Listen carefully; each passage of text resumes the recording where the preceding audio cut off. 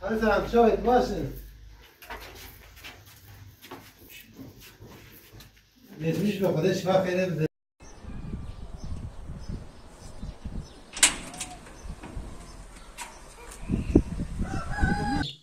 Eser şekil kolay yani. Yok, خريف يا خبري والوراي. فوزي خذ الوراي.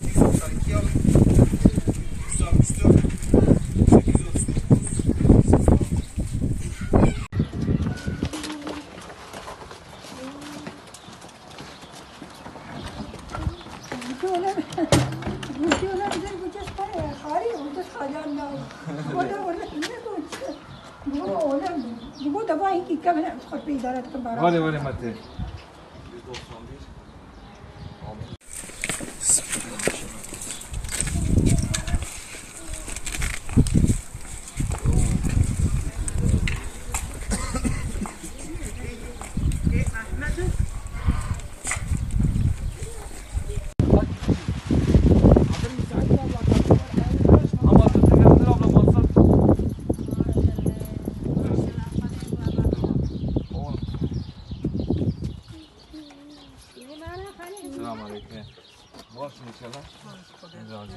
Çınar Umut Kervanı olarak hamdolsun Ramazan ayının bereketiyle 300 ailemize gıda yardımında, 60 ailemize bayram elbisesi, 30 ailemize kırmızı et ve son olarak da 100 ailemize bayram şekeri yardımını ulaştırdık.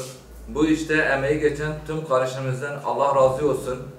Umut Kervanı olarak veren el ile alan el arasında köprü olmaya devam edeceğiz. Hayırseverlerimizin ulaştırdığı yardımları ihtiyaç sahibi ailelerimize ulaştıracağız Allah'ın izniyle. Allah-u Teala ecirlerini kat kat versin inşallah.